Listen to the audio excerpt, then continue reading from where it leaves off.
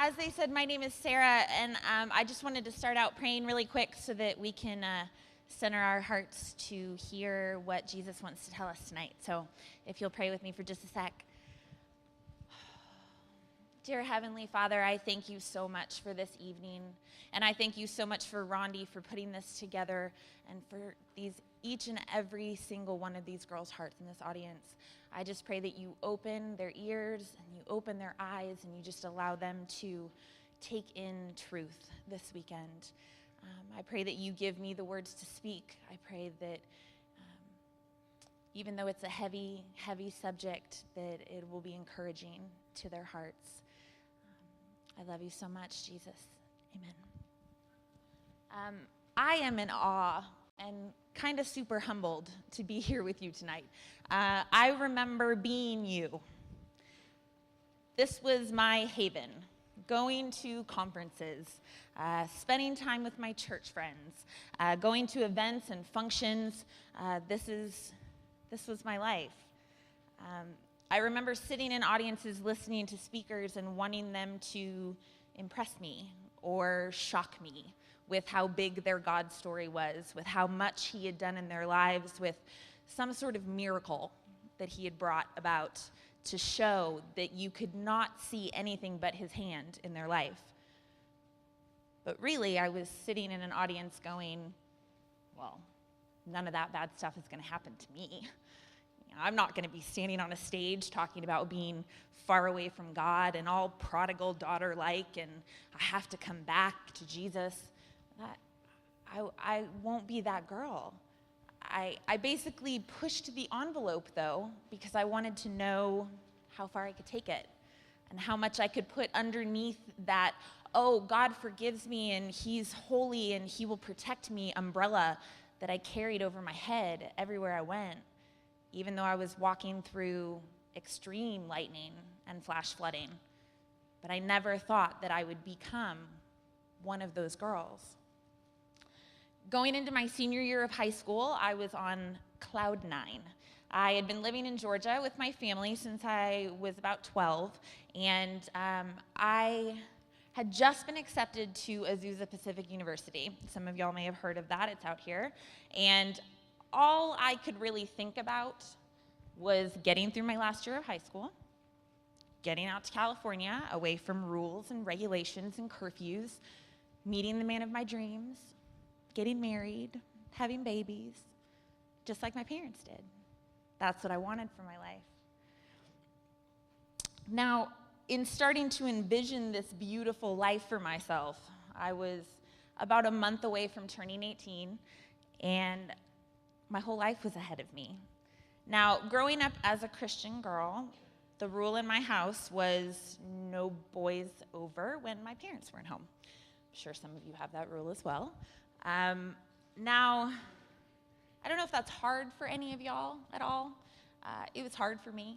I became very good at a little bit more blatantly sneaking around as I got older because I had guy friends, and whether it was from school or from church, I wanted to be able to spend time with them, to hang out with them. I mean, I trusted them, so if they're gonna respect me, although we were being disrespectful to my parents by breaking the rules, I never figured that any of my guy friends would put me in harm's way, make anything bad happen in my life. Well, I had one friend in particular that I had known for about the 3 years leading up to my senior year, and he was one of my closest friends. He was actually someone that I had witnessed to on many occasions, trying to get him to come to church with me, to no avail. And he was that challenge friend that I wanted to save, that I wanted to make see Jesus in my life. Now, he was also 3 years older than I was, and in a very different place than I was. But he had been over to my house plenty of times before without my parents home. He'd always just come over to say hi and hang out, and we had a great time, great friends. Awesome. So when he came over that afternoon in October, I didn't really think anything of it. However, this visit turned out to be a lot different than the other visits. I didn't tell anybody that I had been raped. I didn't even know if I could call it rape. he was my friend. He was someone I knew, someone I trusted, someone I had willingly let into my house, regardless of my parents' rules. This had been countless times before that we had spent time together, and never in my wildest dreams would I have imagined.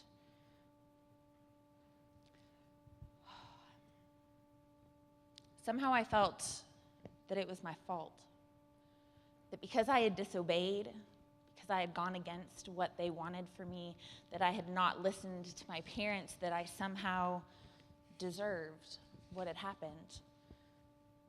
I began to think to myself, well, if one of your best friends couldn't respect you, why should you bother respecting yourself? Maybe this really is all you're good for.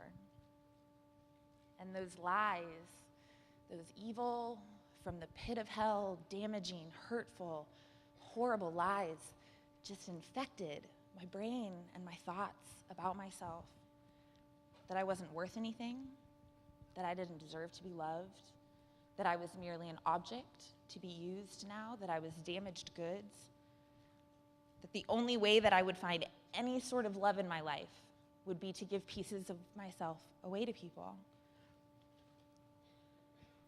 But in doing that, I was hoping that someone would somehow see that tiny little light shining inside me still, underneath all of that brokenness.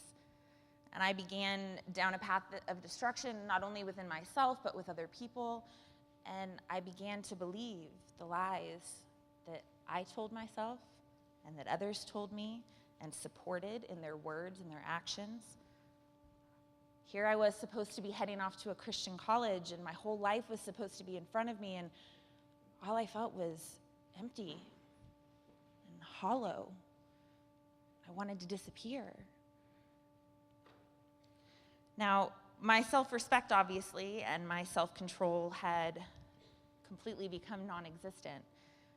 I believed the lie, basically, that I had to stay in this silent prison, dealing with everything all by myself. So I didn't deal with it, and instead began investing my time in other people. Now, Proverbs 25:28 in the Message translation, which is my favorite translation, says that a person without self-control is like a house with its windows and its doors knocked out. That was me. I was that house.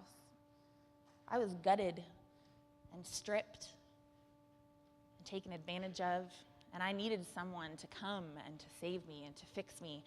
But instead of turning to God, who is the only person that could, or telling my family or my friends or someone what had happened, I kept myself silent. I began to try and fix other people's brokenness because I couldn't handle my own. I began investing in other people that didn't deserve it in order to make myself feel better. I put my time into people who continued those cycles of abuse. I felt that was all I truly deserved from anybody. And I basically was allowing my jar of hope and worth and love to be emptied, along with my heart. So now we're going to talk about these jelly beans. I truly believe that when people come into a relationship, that they bring a jar of beans with them. Now, they can be any kind of beans you want. They can be kidney beans, pinto beans, Jack's magic beans from the beanstalk. It doesn't really matter, but I like jelly beans, so we're going to go with jelly beans tonight. Now, when you come into a relationship, you've got some good beans here going on in your jar, and for the most part, it's supposed to be an even give and take. 3 here, 3 there, handful here, handful there. Sometimes in different seasons of life, obviously one person's going to be giving more than the other, but in most healthy relationships, it's supposed to even out. With most of my relationships or interactions with people, they always started out with me giving my beans. And giving my beans. And giving some more.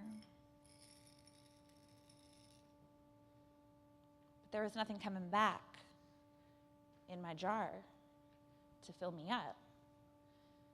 Now, logically, when most people get to the end of themselves and they don't have anything left to give, they stop. They say, I don't have anything left to give, so I'm not going to give you anything else. And they walk away. That wasn't me. Once my jar was empty, I had nothing left to give. I broke my jar. And when I broke that jar, I started putting the shards of glass, one jagged, heart-slicing, just painful piece at a time, into the other person's jar. Instead of taking the time to rebuild my jar,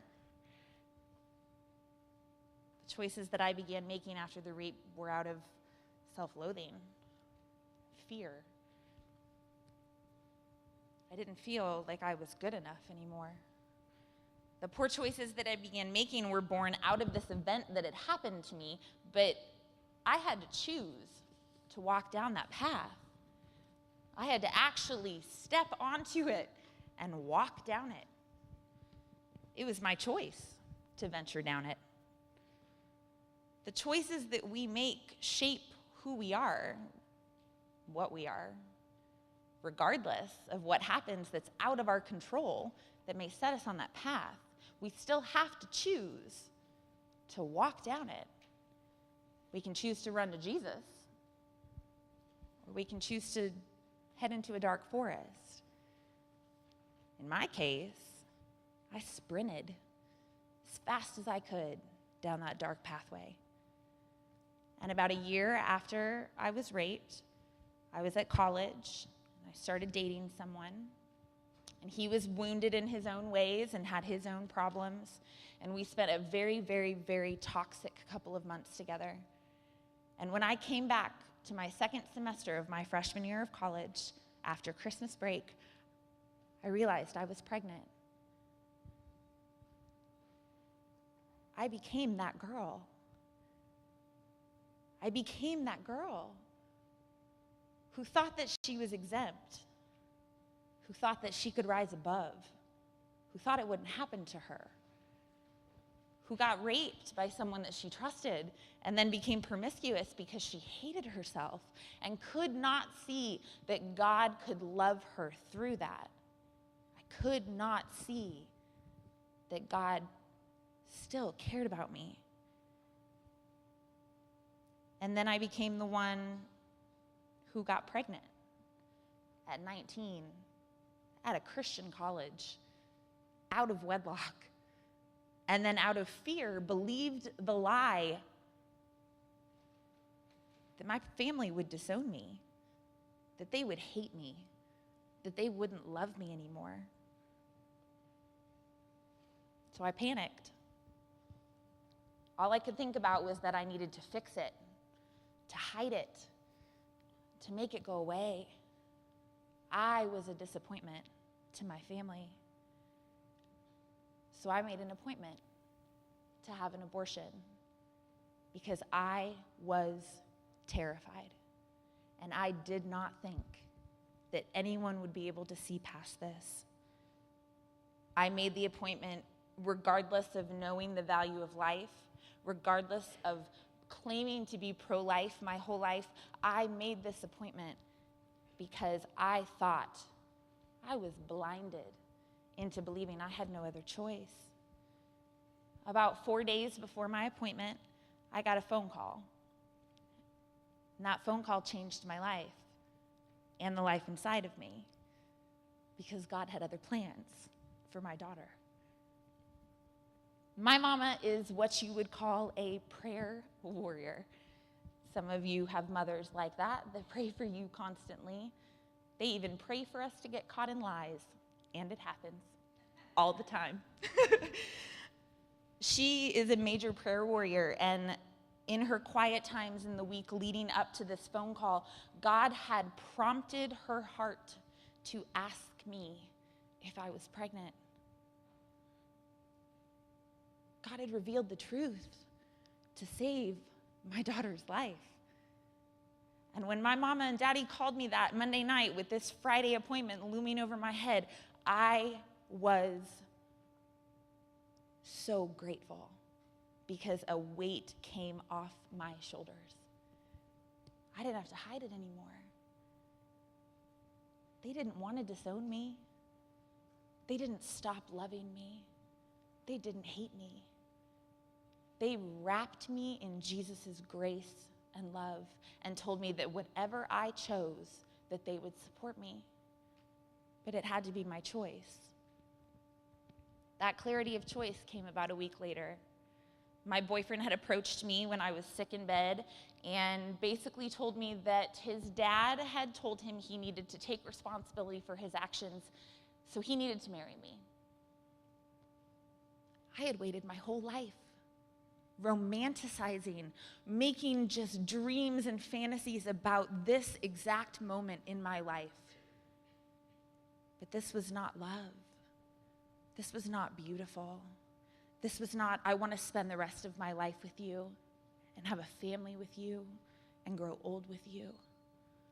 This was a blatant reality in front of my face of the consequences of my sin. It was not love. It was a lack of love. And all I could see was the life that we would have to look forward to of resenting each other, and more than likely taking it out on this innocent child that did not ask to be brought into this situation. And in that moment, God gave me the wisdom to see that this baby deserved more. A chance at a life that I could not provide. A chance at a life with two parents that could actually give her the life that she deserved, that I knew that she needed. So he stayed in California on his football scholarship. I left school and was living at home in Georgia, blatant in front of my peers, blatant in front of my home church, huge belly, all out there for the world to see. It was very one-sided. It was very unfair. But that was the reality. And he wasn't involved until about halfway through my pregnancy, when we both, without consulting each other, picked the exact same couple out of the stack of profiles that Bethany Christian Services had given us to look through. It was in that moment that I knew that they were the right family for her and that we were making the right decision. But instead of meeting that head on, realizing that I had an opportunity now to grow from this and to learn from it and to become a better person and to heal, I just catapulted again down a path of destruction. When I got pregnant for the second time, 10 months after she was born, I thought my life was over at 21 years old. Because one catastrophic choice that was wrong was one thing, but two, that was on a completely different level, a level that no one understood and that no one would be able to grasp. I couldn't believe that I had done this to myself again, that I had done this to my family, and that extreme shame that just poured over me because I had done this to my daughter. And now I had a son coming to think about. And what difference would 10 months make that I could parent him and I couldn't parent her? What maturity level in that 10 months had catapulted me to the status of, oh, I can handle this now? I couldn't. And in that realization, after many long, sleepless, and tear-filled nights, I decided to place him with the couple that adopted her so that they could be together. Could I have parented either of them? Probably. But the damage that I would have done to them would have been excruciating, because they would have had to watch me be destructive to myself. Even in loving them, they would have had to watch me do that. I had to step back to sacrifice my wants, my needs. I had to step back, because the motherly thing to do would be to do everything in my power to provide the best life possible for them. You see, we're all a part of an adoption story. That's what God does. He adopts us into his family as his children because he wants the best life possible for us. And not only that, but he gave his son up for you and for me. That's a huge gift. All of that adds up to the most all-encompassing love that surpasses any amount of ashes that anyone could go through and turns it into the most beautiful thing that you can come from. They are now 12 and 10 years old, and seeing pictures of them and knowing that they know who I am and what I sacrificed to give them the life that they deserved, that makes everything worthwhile to me. They're happy, they're healthy, they're alive, and they're a testament to the unbelievable love that God had for us when he sent his son to die for us. Luke 6:21 through 25 in the Message says, "Then he spoke, 'You're blessed when you've lost it all. God's kingdom is there for the finding. You're blessed when you're ravenously hungry. Then you're ready for the messianic meal. You're blessed when the tears flow freely. Joy comes with the morning. Count yourself blessed every time someone cuts you down or throws you out, every time someone smears or blackens your name to discredit me.' What it means is that the truth is too close for comfort and that person is uncomfortable. Well, you can be glad when that happens.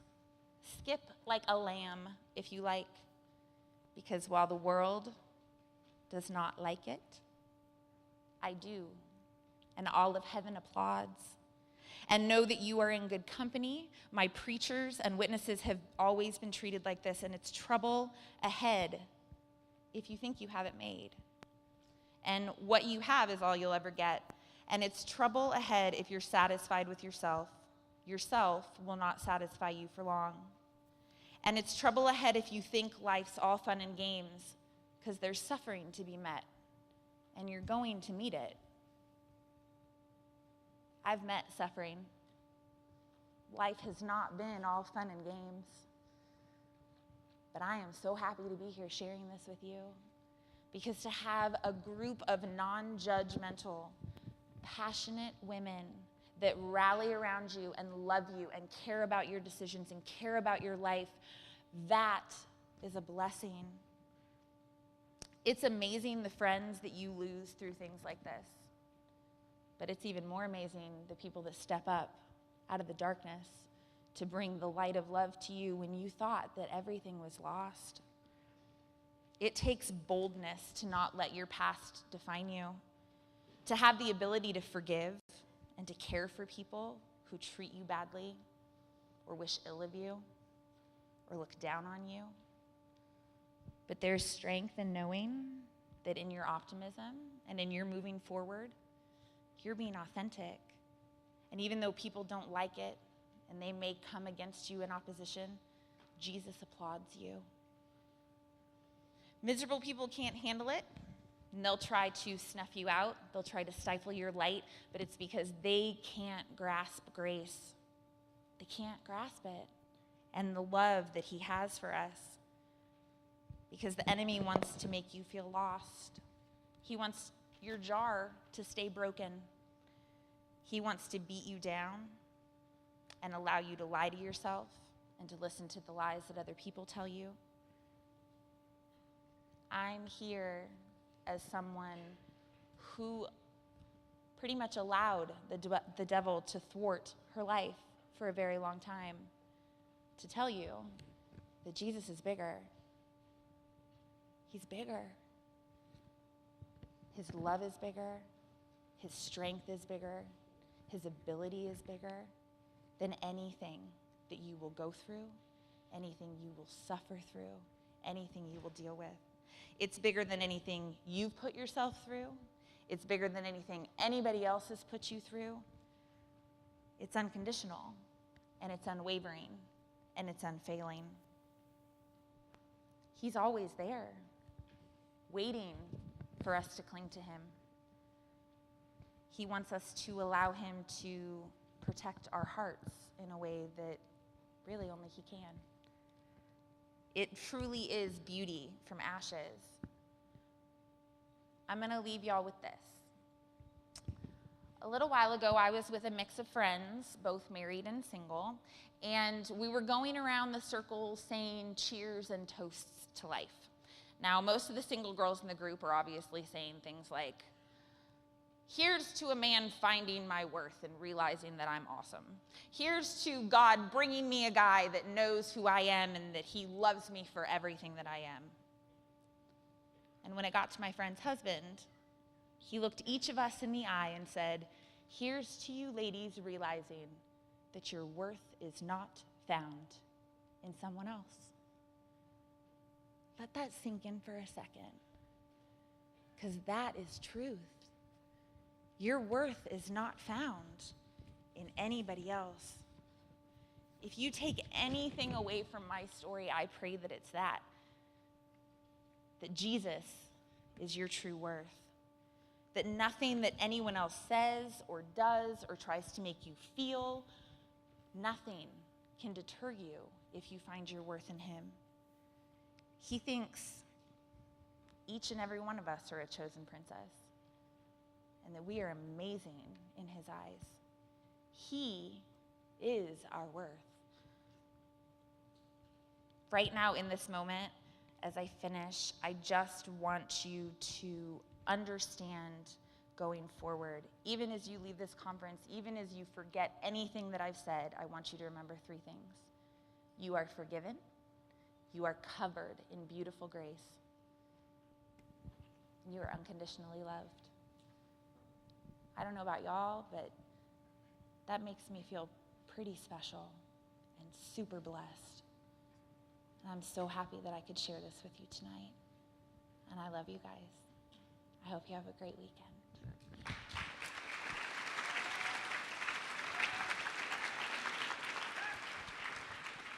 Thank you, Sarah. All right, we're going to jump right into our next speaker. David is